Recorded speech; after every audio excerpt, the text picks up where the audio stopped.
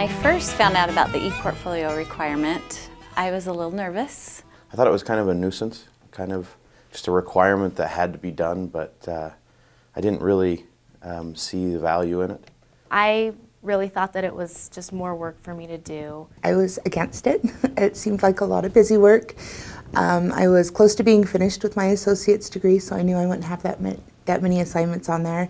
And I was just kind of hesitant about wanting anybody to see my goals and my resume and things that were kind of private to me in regards to my education. I didn't do it. Seriously, for many semesters, I did not do anything with my ePortfolio. I didn't even set up a site.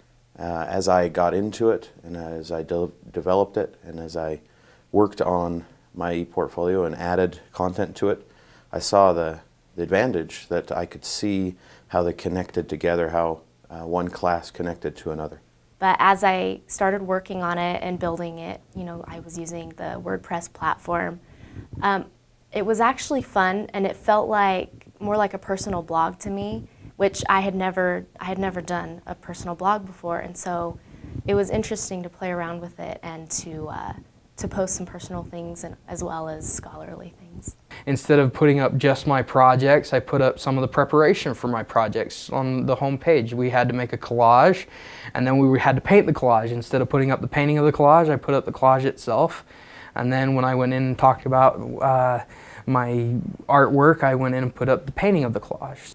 I don't do blogging or anything. I'm not as up to date with all of the technology, maybe, that I should be. So I was a little nervous, didn't know how to do it, but I attacked it anyway.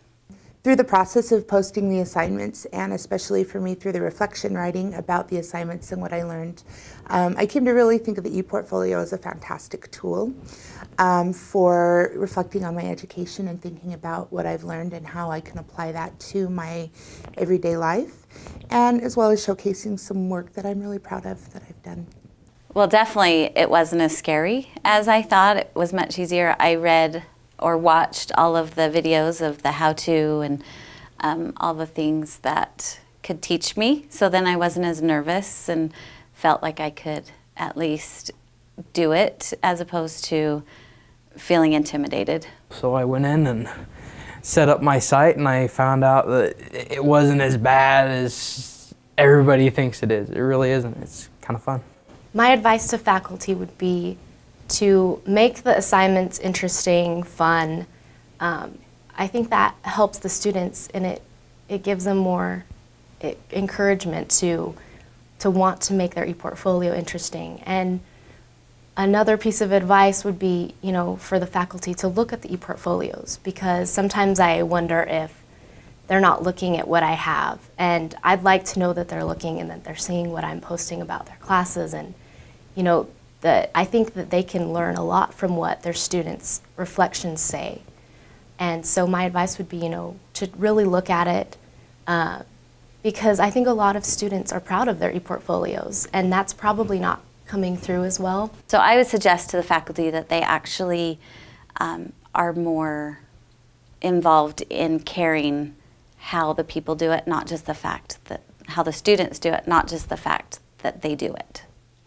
To use the ePortfolio more as a central point of showing off the students' work, of allowing them and helping the students understand that it's a way to reflect upon your own work and to show off how you've done, and not use it as such a difficult thing or a meaningless task, but that there is actual meaning and value and good representation of the students' work based on their knowledge and their work, and help them understand as students that it will help them in the future.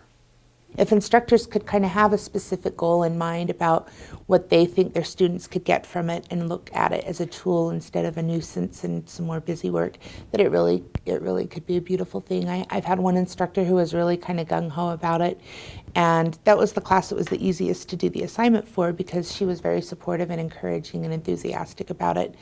But when an instructor comes at you telling you that they don't have enthusiasm for it, and students catch on to that attitude.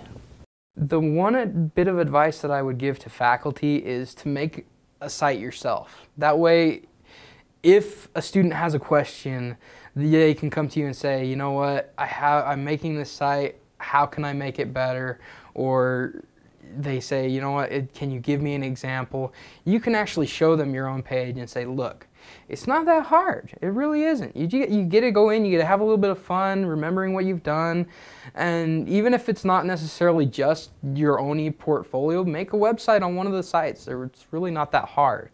And you can give them advice on which site you like the best and which ones you think are way too difficult.